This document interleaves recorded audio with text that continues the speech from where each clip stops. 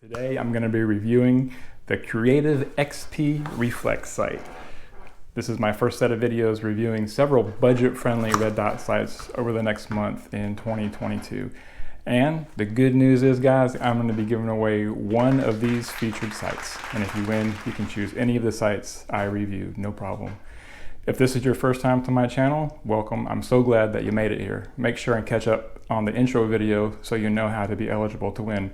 I'll make sure and put a link up here and in the description box below. And if you haven't already, subscribe to my channel right down here so you don't miss the next series of videos. Let's get to this. I'm going to be using this form as a checklist for myself to make sure that I cover all the pertinent information about the unboxing and even down here at the range. And I'm going to be including this at the end of each video, updated with all the current data from each video to the next. That way you can kind of compare each red dot site as we move along in the videos. All right, guys, this is the Creative XP Glass Eagle red dot site. Let's go ahead and get started here. And each time I review, I'm just going to spend a couple minutes talking about the different features of each of the sites.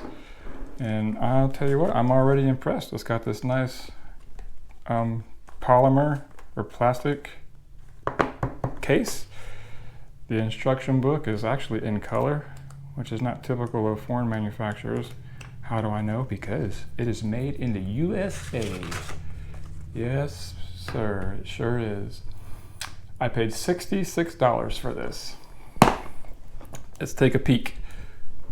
All right, we got red dot sites, we got cleaning cloth, some tools, and some screws.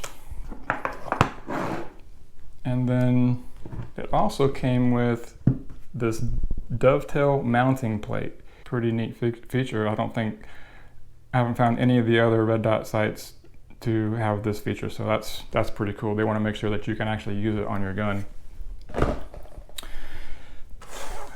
All right, so this is pretty neat. It comes with a nice rubber cover. That's definitely going to protect your lens from getting all messed up. Let's take some of these tools out. I'm going to need them to show you some of these features here. And up top has got a couple screws that you remove. And what this does is it separates the red dot sight from the rail mount. So if you had a rail mounted on your pistol, this would just click right to it, and then your red dot sight would be guaranteed to work. Sometimes it's hard finding those plates, so that's why I'm already impressed with that they sent a plate. All right, so put this over here, put that aside. Now, something that I like about this sight already is it comes with a side battery compartment, and you're gonna have to use one of these Allen wrenches to get in there. It's the only downside. Don't know if I like that feature. Beggars can't be choosers, huh? But I would much rather have to do this than have to take it off and get up underneath it where a lot of the other ones have their battery mounted. And then you just pull this out, and so the battery type is CR2032. And in case you didn't know, with this manufacturer, if your battery fails, you just send them an email and they will send you one back for free. Lifetime replacement for batteries. I'm already liking this company.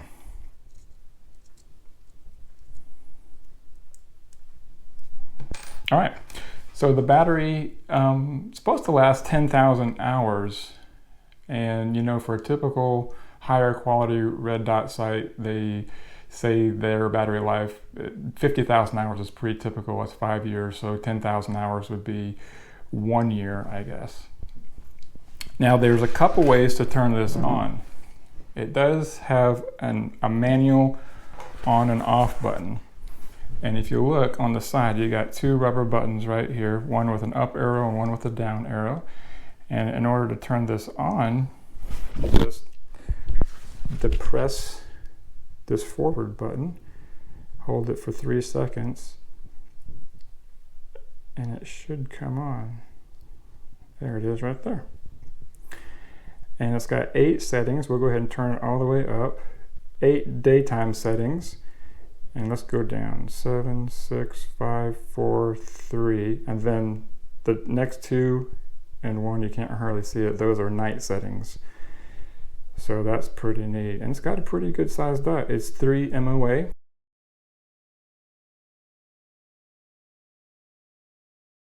There's no circle and there's no crosshairs or anything like that. You'll have to pay extra money to get, you know, a nicer model to get that feature. All right, and it also has shake awake. So what that means is if you leave it set like this, after 3 minutes, this will shut down. And then you don't have to worry about shutting it off. And then the next time you pick it up, it'll wake up and then you can use it. Now you also have the option of shutting it off. And to do that, you just hold the down arrow for 3 seconds and it goes off. So pretty cool feature right there. This little guy is already impressing me. We'll see how he does out at the range. And it is 100% waterproof. So it's got nice rubber buttons here, 2 buttons. Some have only 1 button, so I like the up and down feature of that. And it has a 1-year warranty, so if any of the pieces break or if you have problems with it, you'll have to pay postage to send it back, but they'll fix it, no problem. This has been tested with a .45 caliber pistol with 1,000 rounds without losing any kind of floating of the red dot. So I think that's pretty impressive right there. And lastly, we got elevation setting right here and then windage on the side, and you'll have to use one of your tools here to set it. It says that it clicks. 1 click is 1 MOA for your grouping, so you know how far to adjust it. But when I move it, I don't feel any clicks. It's just a smooth turn. Both of them are like that too. So I don't know if that's a flaw or not, but not too big of a deal. Nothing to worry about. I think I covered everything on the unboxing, so let's go out to the range and check it out. All right, guys, welcome to my range. And if you haven't seen how I built this, I'm gonna put up my YouTube video here, and you can click on it, and it took a couple hours, so not too bad. All right, here we go. I'm gonna start by shooting 3 shots. We'll see where it lands on the target, and then we'll adjust for windage and elevation. All right, I just wanted to let you see what it looks like looking through the glass of the Creative XP. You can see the dot moving back and forth right there. It's on the gong. Of course, it's easier to see on the black silhouette, but it's a pretty good sight. I'm used to only using one eye squinting or whatever, but this one, you don't have to do that, so. All right, here we go. That looks to be high.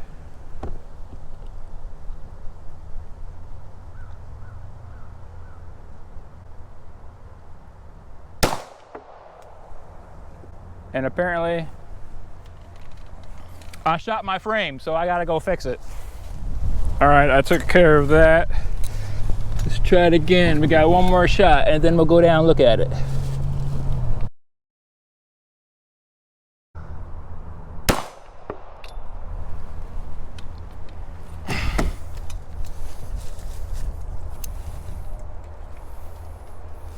All right. I don't know, it just doesn't look very good. For me as a shooter anyway. So the good news is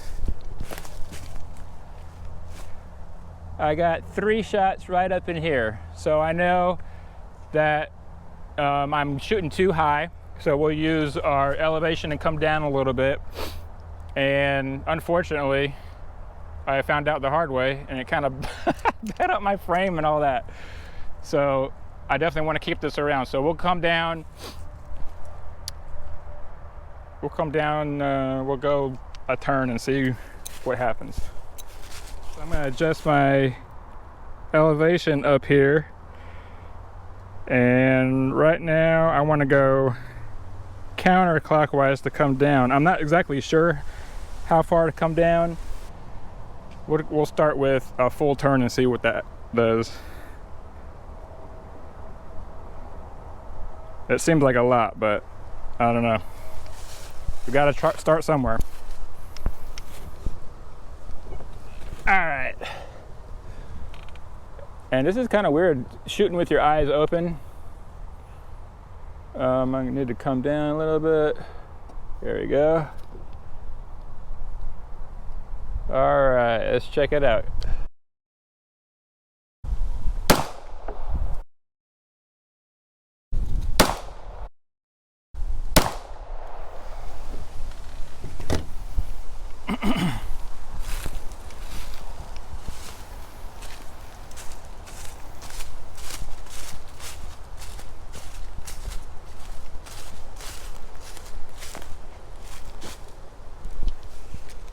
Okay, apparently a full turn was too much. These are my last shots up here, and my other shots were down here.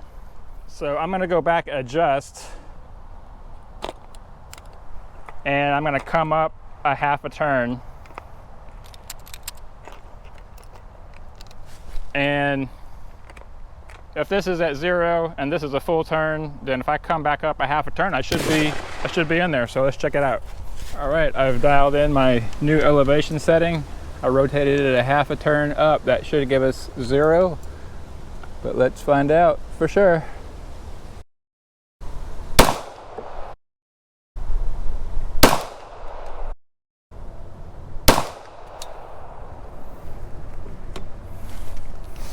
Well, the grouping seems to be better, but it's not quite up enough. Guess I didn't shoot my target off. So I got it come up about I don't know, 2 inches maybe. I'm going to take it up. Let's see, I am right there. I'm gonna turn it maybe a quarter turn higher, and let's see if that works.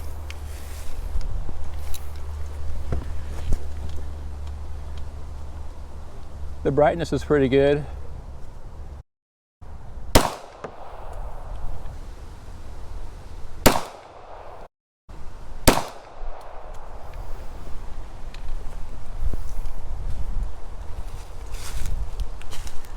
All right, let's see what we got here.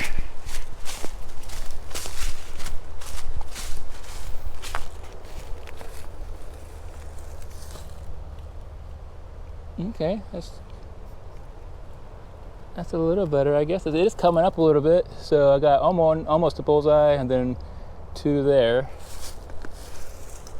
So I got these targets with these little black dots that you can cover up where you hit. It's pretty ingenious, actually. We're gonna go ahead and set the elevation just a little bit. We're gonna go up maybe just a tiny bit, and we're gonna give that a try.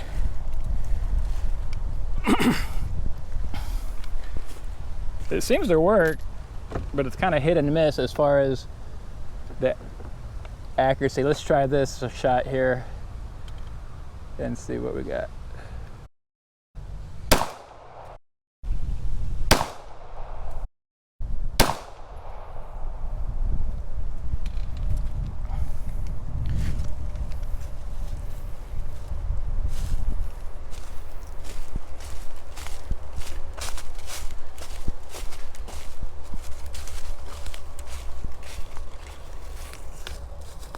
Alright, there's my grouping. Boom, boom, boom. Not really sure what to do about that. I mean, I can come up just a little bit more and try and steady my hand a little bit, but I mean, holy cow, I'm using a pistol support, so maybe it's just me. Let's try it one more time with 3 more shots. I'll come up just a little bit with the elevation.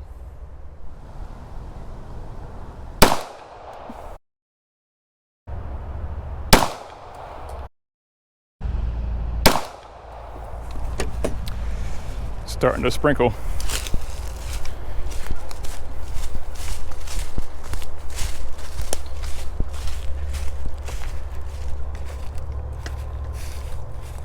All right, look at that.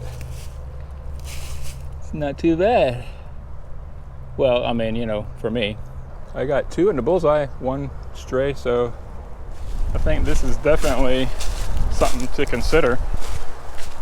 I'll go back to the office and look at what I had written down for the range checklist items, and then I'll kind of talk about those.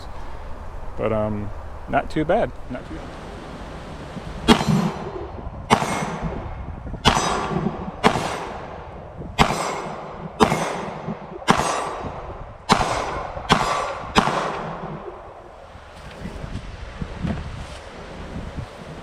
I can hit a torso. And really, that's what it's all about, being able to hit a torso between 5 and 15 yards away. I am not a sharpshooter, but I had a really good time learning how to use a red dot sight for the first time, and I'm pretty confident that you'll enjoy it too and have no problem getting used to it. I did want to go over some of the last of the checklist items that I told you about for being at the range. I used a total of about 60 rounds. I know the video doesn't show all 60 rounds, but I definitely used more than a box from start to finish. It was very easy to zero. It was time consuming getting it right, but it wasn't too complicated or anything. The buttons for the brightness, the up and down rubber buttons were a nice feel on my fingers, and if I needed to make an adjustment, it was right there. I didn't have any problem with that. And the windage and elevation, remember how I was saying there was no click?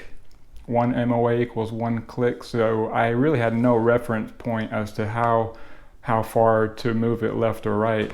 So you just kind of making an adjustment and then figuring it out. It's sensitive, so just keep that in mind when you make your adjustments. It did hold 0 the whole time. Didn't have a problem with the dot floating around. The accuracy was great. If it didn't look very accurate, that's probably my fault. I don't really know how to improve except just keep shooting more and more. Won't have a problem doing that. And it did not break, which is very, very important. And you're not going to be able to co-witness with these sights just because you're using the rear sight hole, the dovetail. You're putting that plate in there, and you might have a front sight, but really you need a front and rear sight to co-witness, and you're not going to be able to do it with this. Now, if you're able to get your slide milled for an RMR cutout where you can drop your red dot sight on top of your slide, and then you get the suppressor sights, which are higher, you might be able to co-witness. So that's an option there. And the only problem that I had was during one of my shootings, the brightness dropped down to a level 4 for some reason from level 8. I'm not sure why it did that, but you know, the buttons were right there. I knew how to adjust it, and it never went back down again. So no problem with that really. So I'm going to put this on the video so you can take a look at it, and after each review I'm going to update it, and so you'll be able to take a look and compare from what red dot sight to red dot sight. I really had a good time. I'm enjoying for the next review, and I hope you're there with me. Subscribe to my channel, please, and have a great day.